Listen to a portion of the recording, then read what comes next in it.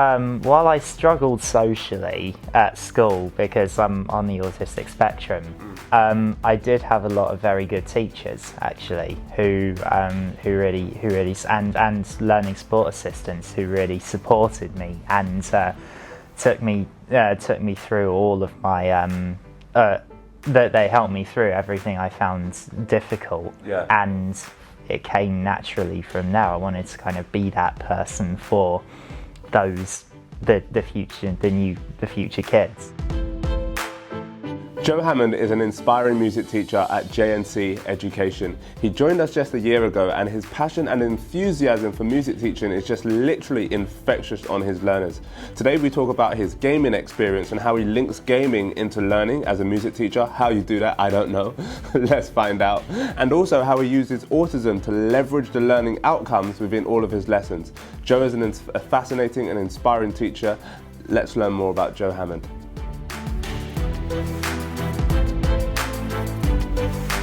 Joseph Hammond. Yes. First of all, your t-shirt is absolutely epic. Epic!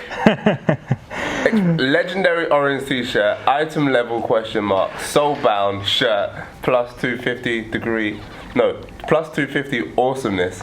Explain this to me. There's also the epic purple shirt that also exists. I have that as well. Where do you get this stuff from?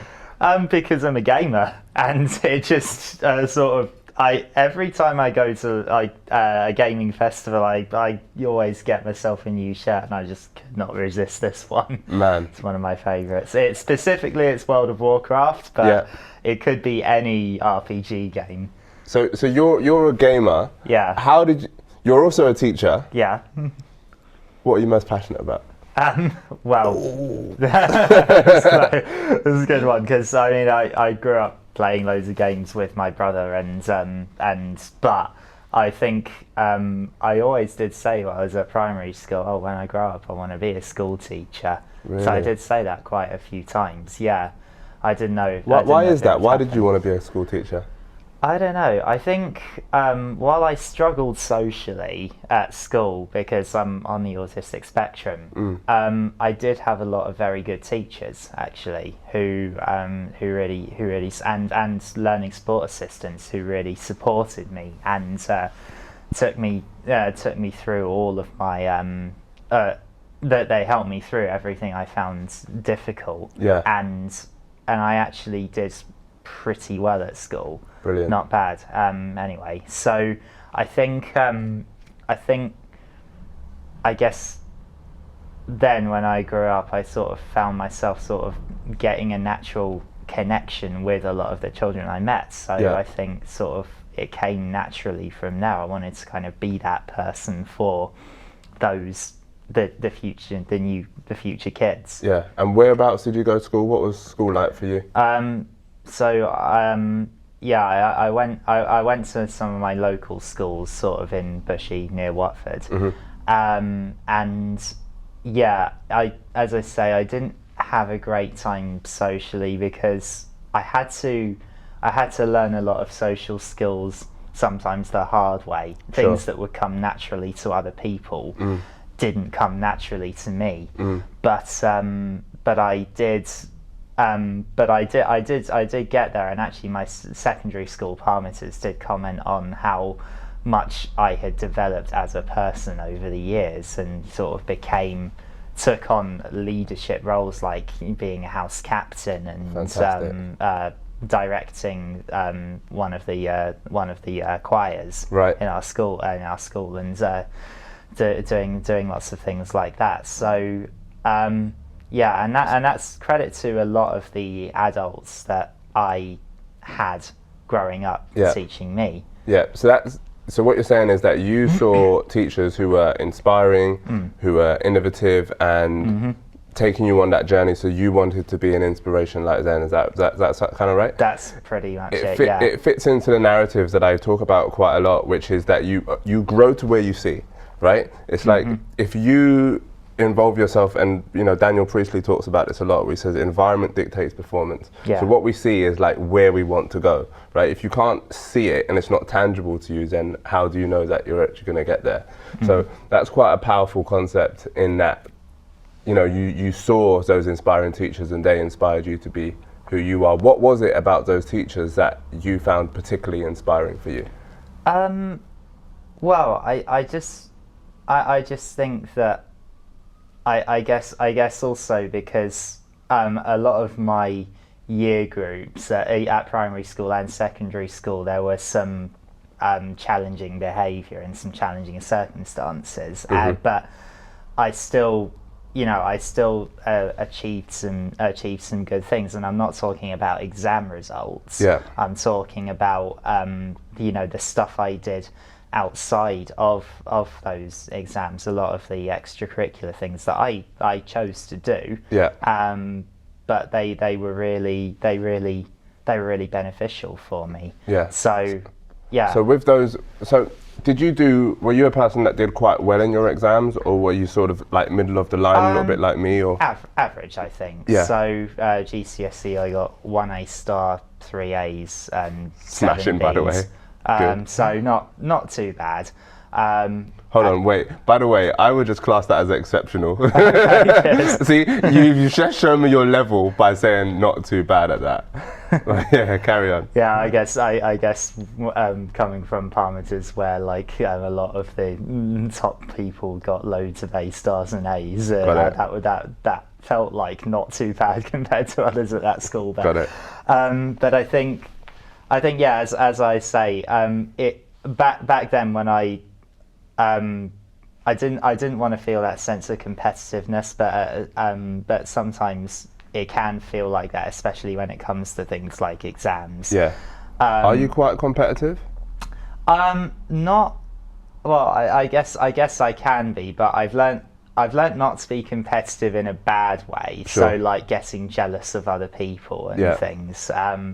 Because I'm at a stage right now where I'm proud of what I'm doing, and but for example, at the holiday club in the summer when we were playing one of Pascal's games, and I was getting quite into it and competitive, just like the other PE teachers. And Tanya's as well, some competitive side coming out of you, Joe. Loving it. Love it. It's good. It's kind of like collegiate competitiveness, isn't it? Yeah, definitely. Like for me, I'm very competitive with myself. Like, how can I be a better version of myself? Yeah. And it's like one of the things that I think about every day.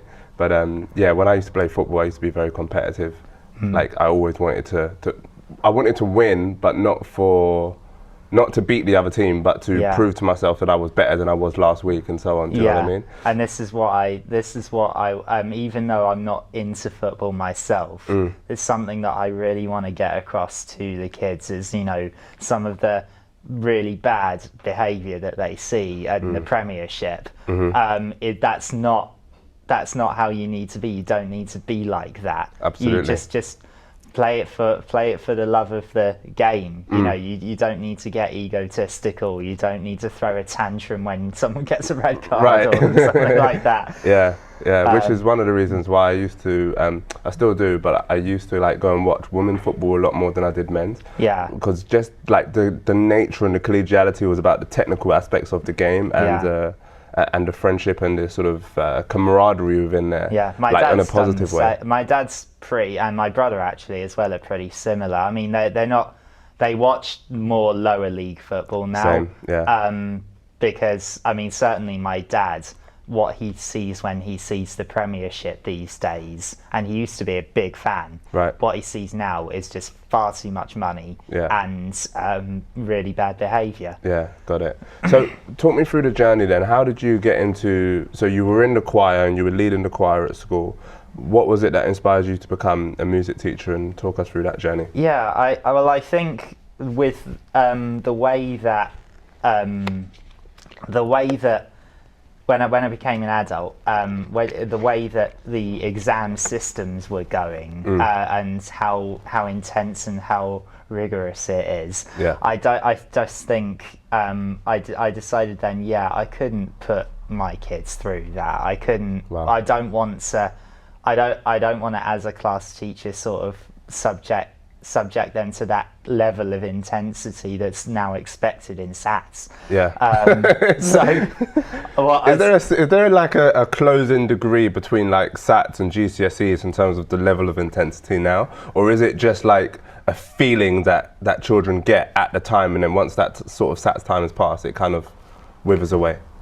I mean, I don't know. I don't know what it's like in secondary school now. I mean, my dad's a teaching assistant at secondary school, and he can vouch for how difficult some of the GCSEs and A levels are. But I just think it's the level of so-called importance that's placed on exams as opposed to other things, and you hear so much about how that's how it means that subjects like my own subject, music, are being put to the side, when you could argue that it's just as important, if not maybe more so. There's an example of a school in, I think, Bradford, who were in, you know the one, one who are in special measures. They turn their curriculum round to focus on music, and the school's transformed. And I guess but I thought, I could bring that passion bring my passion for music and my abilities as a musician to primary school kids and inspire them in that way, and hopefully sort of even improve, make a little bit of a difference, or inspire, even if I've inspired, a few of them to take on more and be a bit happier and more confident, then I'm proud of what I've done in that sense. I think confidence is such a thing that's just like so undermined as this sort of like soft skills that we often kind of dismiss it as not necessary, but confidence is like everything. It just like translates right the way through life, right? What is it in terms of the curriculum? Because one of the things that's very powerful and pertinent about music is that you can teach music with maths, you can teach music with English, you can teach music with such an array, you can teach music with history, you can teach music with geography. There's such an array of different things that you can teach through music that's often just like missed. Talk us through that and how you teach other subjects through music. Well, this is exactly what I want to get going a bit more at my current school, and any other future schools I end up teaching at, is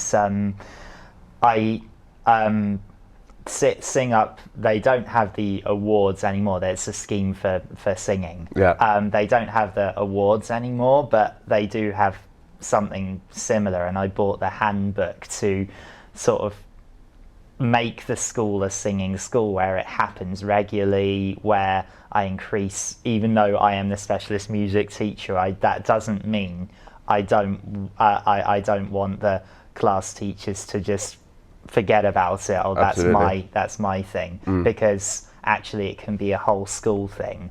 And why is that important to you? Because it just creates a much better atmosphere in the school, and I've heard many stories about schools that have transformed through introducing regular singing and regular music into their school lives. And going back to what you said about cross curricular, when you're learning words for songs, that's English. When you're counting rhythms, that's maths. It requires a high level of concentration and focus and discipline. So, and by discipline, I don't mean punishing for bad behaviour. I mean that level of self-control.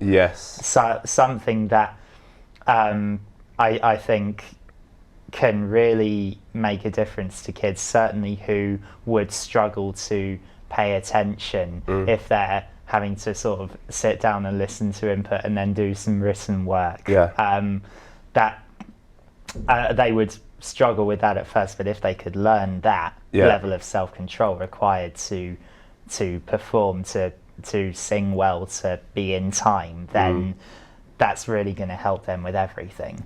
It's very, very cross-curricular. I often talk about this kind of like left brain, right brain mentality. On the left, you've got logic, technical skill, cognitive understanding, critical thinking, and on the right, you've got things like compassion, confidence, creativity, art, and all of these other things. And it's like in order to create the well-rounded individual who's passionate about learning, you have to have the fair balance between both, or a balance that suits that individual. And one of the things about schools is that one of the reasons that I started the company, JNC, is because if you only have this academic side without all of the empathy and without the compassion and without confidence, actually you're not able to apply it in the most effective way possible.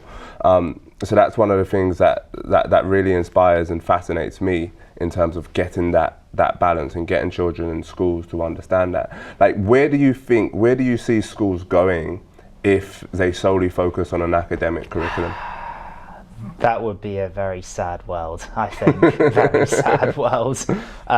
Just if you know, and in both in JNC and outside of JNC as well, people I've met at some of the events I've been to, like the Bet Show and other gaming events where there's been educators who use games in the classroom. I think I've seen a lot of them. And they're saying that you know, if it with the arts and humanities, if they go, then what's the point in actually teaching a lot of this other stuff? What's the point in with computing, for example? You know, STEM. There's a big focus on STEM. Yeah. But I've got a couple of friends who have said, you know, if you don't have the humanities with that as well, then what are these coding and engineering skills going to be used for in the future if you don't have that? And also with the rise of AI and automation and things, what are the skills that humans are going to need to stay relevant in the age of automation and AI? And it's things like critical thinking, problem solving, etc., things that machines cannot do. Yes. And creativity is one of the most important and powerful, well, one of the very pertinent things that AI can't do. It can't be creative, right? The human brain has the capacity to process that. Exactly. So who are the people that inspire you, Joe? Well, you. Right. And, thank you. and just all the people at JNC. I think just I mean, since I joined the company, it has been an amazing. I've really had a great time, and even when I've had issues in the school, I can just call up and say, look, this is happening. I don't know what to do, and you know, getting the advice and support from you and Tanya and Pascal, and that's been so great. And why? Sorry, I'm curious. Why is it that I inspire you? Because I want to know what is it that is standing out to you and what I'm doing well, so I can do more of it. You just have that presence that makes people want to listen to you when you make a speech, and just that passion. You barely need to say anything, but it's just there. You can see it's there. You have that presence. Yeah, and I guess when you're when you're running a company, you know, I can see when you're making a speech, people want to listen to you, and that's what you do really well. Yeah. Oh, thank you. I appreciate that. Yeah. So you started when? 3 years ago here? I've been here for just over a year now. Okay. Well, it feels so much longer. You're like part of the furniture now, Joe. It does, actually. Yeah. So talk us through that journey of how you started to become a teacher and then how you ended up here at JNC. When I left school, I did my undergraduate at the Guildhall School of Music and Drama, and I wasn't really sure where my life was going to go there. So I did. You know, I learned all my musical skills, and I did well. I got a 2-1, and you know, that's not to be snuffed at from music college. But I think to be a professional musician, which I wasn't sure I wanted to do anyway, you have to be in with the right people, right. And I don't think I really was, I don't think the freelance life was for me either, because I want that regular routine. Yeah. So after I graduated, I think I had an idea in my head I might try my hands at, you know, composing music for video games. But that would have been pretty cool. Yeah, but again, I think when I decided that, I did a bit of research into it, but then I sort of in my head, you know, composers they can't stop thinking about music in their heads, and that wasn't really me, and I guess I didn't really know where to start. You know, I love that side of things. Yeah. And I've met some cool people going to film music and video game music concerts and things. So when I graduated, I didn't really know where I was going or what to do. Yeah. So that was quite difficult. I volunteered in a couple of schools, and I ended up really enjoying those volunteer roles. Yeah. But it took a long time for me to I guess getting a paid job just wasn't happening. Right. I then... Why do you think that was? What was the stopping block or the stumbling block for you? Well, I don't know. I applied for a few teaching assistant roles, but they just didn't happen. Maybe Right. I didn't have enough experience, or I'm not sure. But most of the applications just didn't receive any reply whatsoever, which was really sad. I then went on to apply for the PGC at Exeter. Yeah. I did that, and I got so close to graduating, but I then had my first placement at school was good. Yeah. I got on well there. You know, I didn't always have perfect lessons, but the kids were good and they were supportive, and I passed there, and they said, you know, they would genuinely employ me as a music teacher. Yeah, great. Then my second placement happened, and it was a really toxic environment. Ouch. Yeah, they told the university, this was Exeter, they told the university that they weren't used to working with someone with autism. Wow. And so that was their excuse, and I just sort of felt constantly criticised all the time. Yikes. And as you can imagine, that really had a impact on me. Yeah, it sounds pretty scary. But after that happened, so I didn't pass that placement. I had an opportunity to take a second placement, and I did after about a year and a bit. So I got a job as a learning support assistant for a music teacher at a school in Hillingdon, and that was really good, actually. Yeah. After the music teacher left, they then let me take on the music teaching as a higher level teaching assistant for a term. Brilliant. They then offered to let me take the repeat placement there. Yeah. They wanted me to do it as a music teacher, but sadly the university said no. Right. So I tried again, and you know that I did, although I did have some successful lessons, I did try my best. I think it just all came back to me, and I found it really overwhelming again, and so sadly I didn't make it to the end. And then how did you find out about JNC? After that came crashing down a bit, I got a job as a learning support assistant at a special school. Yeah. And again, I did some good stuff there. I knew this wasn't where I wanted to go full time. So after I did about a year there, I said to the head teacher, I sort of started that process. Okay, this year I am going to be looking to move on to doing what I really want to do. Yeah. And then sort of... So were you a TA there, or were you a music I was a teacher? TA. Right, got it. I did take lead singing assemblies, which was really good. Yeah. And I bet you enjoyed that part. I did some music stuff where I could, and they did acknowledge that, and they did let me do some stuff where they could. Great.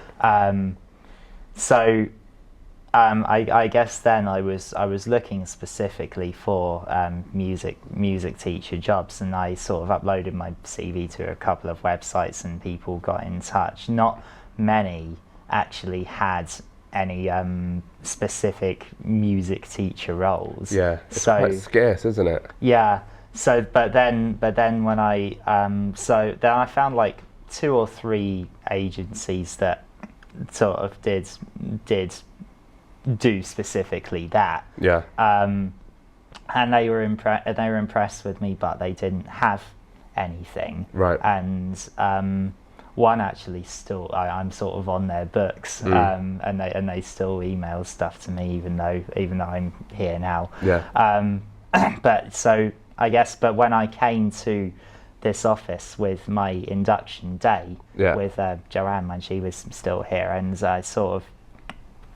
it just sort of clicked, and I thought, yeah, I really want to be here. Yeah. So, and then a few weeks later, I got the call from Priya that says, okay, we've found a school for you. Yeah. You start in January. Fantastic. And that's so you've literally been here for 1 year and 1 month then? Yeah. Yeah, fantastic. So what is it about your lessons? Because I've been into your school and I've seen some of your lessons, and every time I see you teach, it's like inspiring, it's dynamism, it's engaging, it's rapport building, which is very, very powerful, by the way. And again, it stems away a little bit from some of like technical aspects, but then if you have that rapport with the children, actually you can really enroll them into the learning in a fascinating and powerful way. How do you go about doing that? How have you developed those skills, and what sort of tips would you pass on to other music teachers or other teachers in general to really inspire their pupils? I think the passion side has always just been there. I'm not sure that's something that can be taught. I don't know, maybe it's something you pick up over time, but it's something that I've just always felt. Yeah, Chris Kelly used to, when he was operations manager here, he always used to say, are they a natural teacher?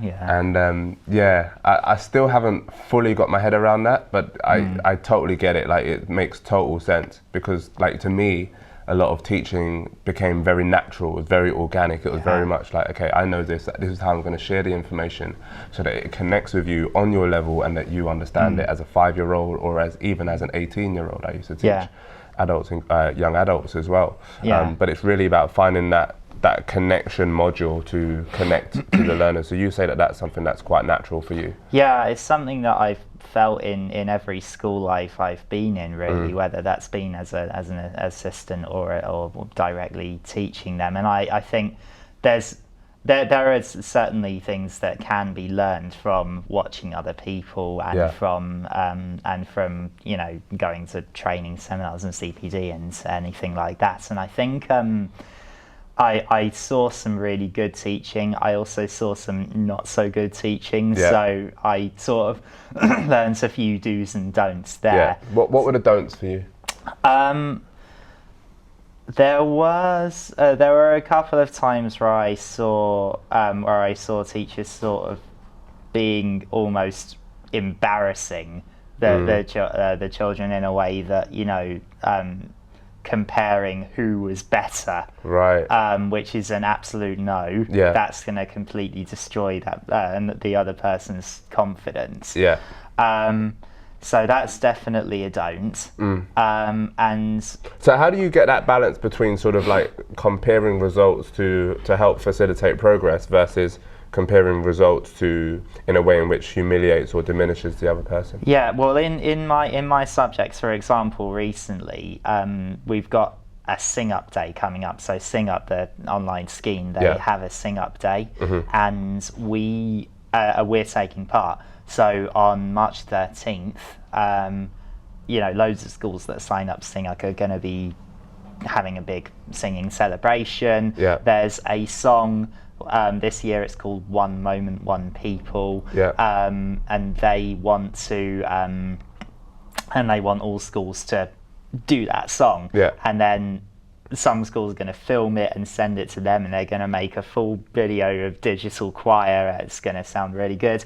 I'm putting in a few solos, and to do that I had those that want to audition.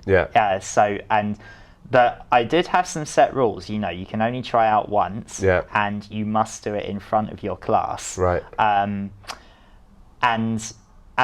But what I made sure was that I had absolutely zero tolerance for anybody laughing at anyone else, because that's completely unacceptable. So there were a couple that did, and I certainly had stern words with them.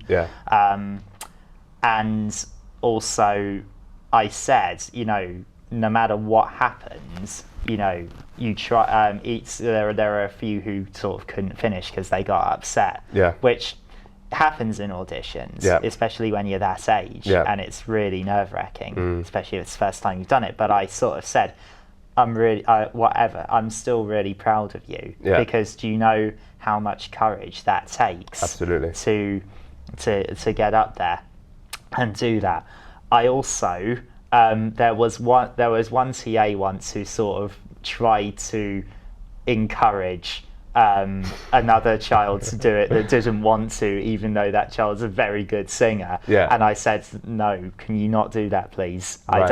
I want them to want to do it. I don't want them to feel they have to, because then it just won't come from them. It'll have come from the pressure. And I've said that to the kids as well. You don't volunteer other people. You don't pressure them to do it. You volunteer yourself. Love that. It has to come from them. So I think that's one thing I've done well, if I do say so. Just that. And that's even a narrative in leadership as well, which is quite powerful. Something that I've learned and got better at over the last few years is getting the engagement from other people, getting the vision, getting the understanding, getting clarity on a lot of different parameters from other people, and making sure it comes from them, because then they believe in it more and they're more passionate about it and can act on it in more powerful ways, right? Yeah, so I think so I think I got that very right. So nobody was angry with other people, and nobody felt they had to. Everyone who did it because they wanted to. And obviously I've got about 80 children that I wrote down as potentials. So obviously I'm only going to be able to choose 3 of those. Tough. Okay, 6. 3 from Key Stage 1 and 3 from Key Stage 2. Still tough. But it's still really tough. But I said I'm proud of everyone who auditioned, no matter what happens, and I'll say to them, you should don't be jealous and don't be upset if you didn't get it. I will have other opportunities. Absolutely. And I think that I'm picking those people just there are just because I think for this at this point at this time I think these guys will have the confidence, and they demonstrated that. And that I guess this is the tricky part, where you sort of say, and these guys sang the best in tune, or the best in or were most in time, or had an appropriate voice. I guess that's the way I would do it. Say appropriate voice for this particular thing. That suits it for this song. Makes sense. It's like when I used to teach PE. One of the things that I always used to do, it grinds my gears when I see it done incorrectly. It's like, when you're picking teams or picking groups, it's like you might have captains or whatever, and if there's 10 people, you might get the captains to pick the first 5 or 6, and then you say the teacher will select the last 4, so that nobody feels left out. But it's really horrible and humiliating. Guess who always got picked last at school? Right. Right, and I've been there as well, right? So it's just making sure that everyone feels an ingrained part of the process. So what was the positives that you did see from other teachers that were quite powerful, that you thought, okay, I'm going to use that technique? One of the main things, and this is something I always keep in mind, we have a special needs unit. In one of my first schools, where my mum was a speech and language therapist. Oh, cool. The teacher of the speech and language unit, she would always stick up for those kids in the mainstream classes. Because a couple, many of the teachers were very good with them, but there were a couple that sort of just didn't get it. And so, and you can obviously have that problem with the children as well, where they just they see that behaviour and they don't get it, and that can result in bullying. And so I always make sure that I'm keeping that in mind. And with the special needs kids, as much as possible, without showing favoritism to them, making sure that they are included, that the kids sort of can work well with them. And actually, at my school, I do see a lot of good stuff in that. How does your autism positively impact your delivery of your teaching? That's a good question. I don't know. I think, certainly, I'm not sure without that level of focus and without, I think that might be partly to do with sort of my natural ability with music. So like I have perfect pitch, for example, which means I can hear a note and I know what it is straight away. I think there are several autistic people that do have perfect pitch. So I think I'm not sure I would be a natural at music without that. So you can hear things that other people, just to me, for example, a non-music specialist just wouldn't hear, right? Yeah, and although I'm all for, and I love it. I would love it when class teachers do good music lessons and do it well and do include music in their in their classes. I think there are certain things that only trained musicians can do.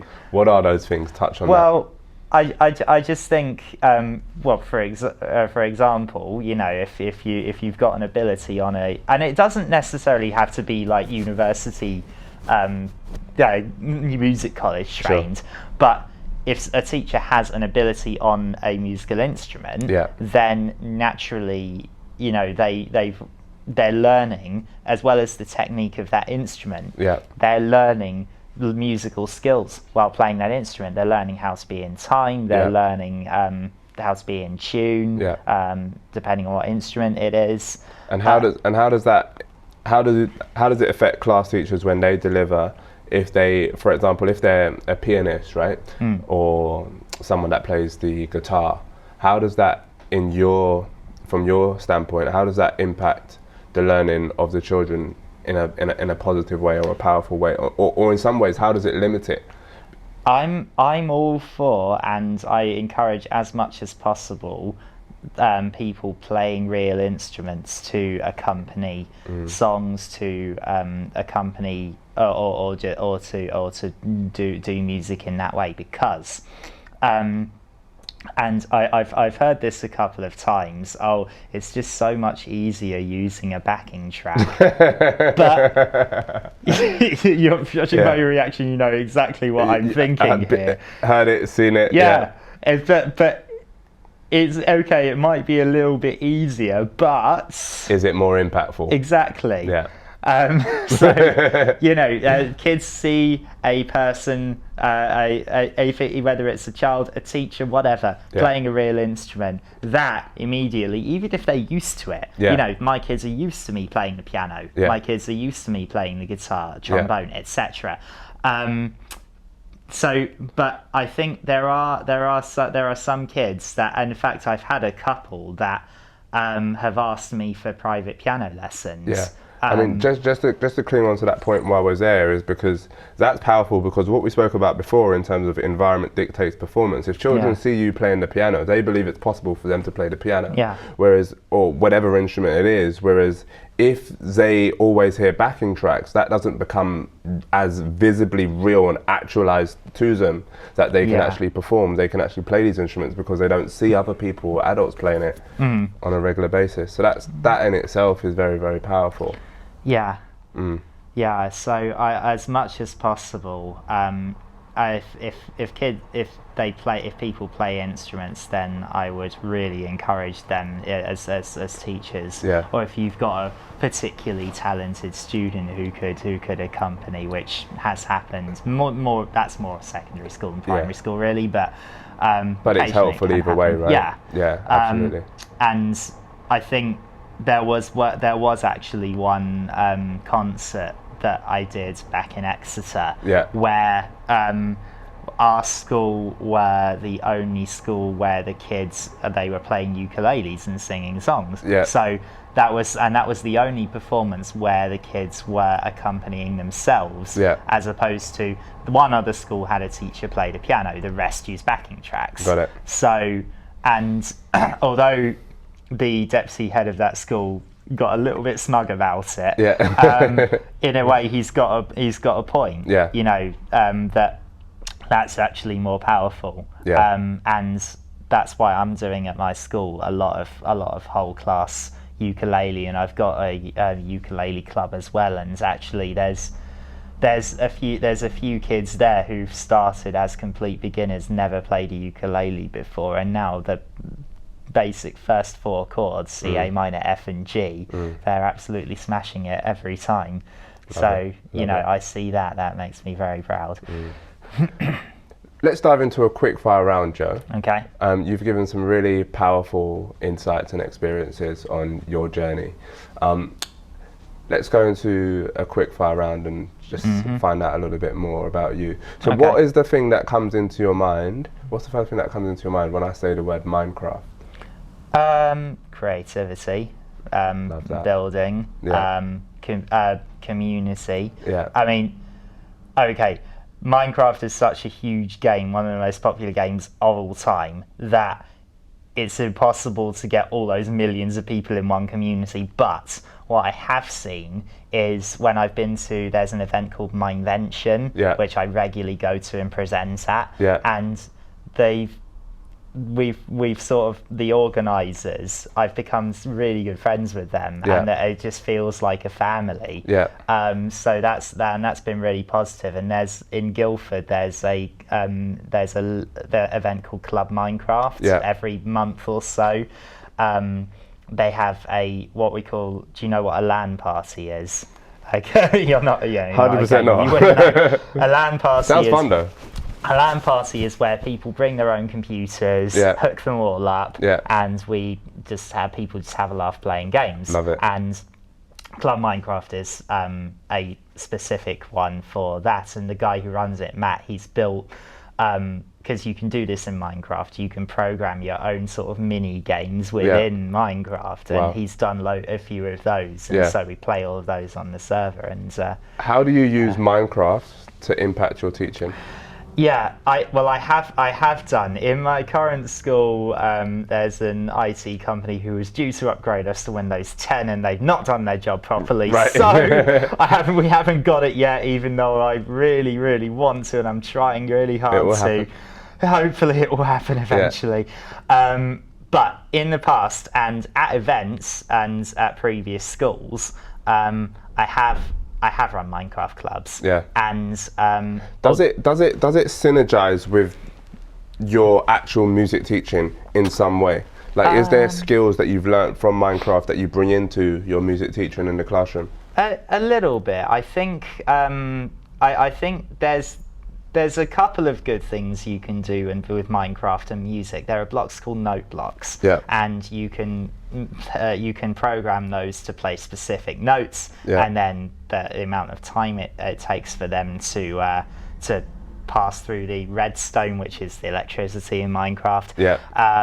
So you can play tunes like Okay, that. lovely. And there's an external application called Noteblock Studio, which Yeah. is like, do you know what GarageBand is? Yes. Yeah, it's like GarageBand, but you make note block tunes that Yeah. you then import into Minecraft. Yeah. So there's those possibilities. Okay. Now, in terms, I think, in terms of other musical stuff, I guess. Well, one idea I did have, but was beaten to it by someone else, Right. was building like an orchestra Yeah. within Minecraft, and then sort of having things that they can explore it, because Yeah. it can be very exploratory game. So outside of Minecraft and outside of music, what's your hobby? General gaming, Right. and just anything like I love watching films, and So that's films and some TV shows Yeah. as well, because I'm not just interested in watching them. I'm interested in the creative side of things as well. With because I've even computing. seen you do that, where you bring in things like the TV shows and the sort of cartoons and everything like that, and you bring that into your teaching, you bring that into the music lesson to connect with the kids. And I just found that really fascinating, because I know nothing about cartoons anymore. I'll be talking about cartoons from like the 80s and the 90s. That's often what happens with me as well when I mention things and that's old to them. Right, yeah. But one of my favourite lessons that I've done that I think could only come from someone like me is we've talked about how music works in films, and then I did a lesson where he talks about and looked at how music works in games. So I showed them some examples, showed them some clips, basically, that video game music can be interactive. It can speed up and slow down depending on how fast and slow you're going, etc. And we then made our own background music to Pac-Man. And we then used that, and we did it while some kids were playing the game. So each kid that wanted to, as much as I could, got a turn. And then when the ghost caught them, Pac-Man, right? So when one 80s baby, Pac-Man, when a kid lost a life, that was their turn over, and we had some ideas. So without it getting too loud, just simple knee tapping. When Pac-Man was far away from the ghost, it was really quiet. As the ghost got closer, we got louder. And then when you lost a life, wah, wah, wah. Man, I wish I was a kid in your classroom, mate. I wish I had a music teacher like you. It was really successful. And actually, a few of the kids then went home and tried out Pac-Man themselves, which is actually pretty impressive. I love that when that happens, because these days with gaming and kids, it's all about Fortnite. But you've connected them to something, and encouraged them to try something else. And speaking of Fortnite, I've just got to mention this. As a gamer, they love telling me some of these things, but I get it as a gamer. So hopefully in some way I can sort of nudge them to be a decent online player. Because I've in a positive way, right? Because I've heard some kids talk about how they so-called scam each other, or how much money they've spent on V-Bucks, which is the in-game currency, and some people have spent some kids have literally spent hundreds of pounds on V-Bucks. And what do V-Bucks actually buy you? New looks for your character, pretty much, and that's it. What's the parting words of advice that you would give to somebody who wants to become an inspiring teacher? Is it your passion? Do you enjoy spending quality time with children? Do you enjoy? Do you want to have a positive impact on them? Are you doing it for the right reasons? And and if the answer to all that is yes, then you've got the basis of being a great teacher. And there's a lot of things you will have to learn.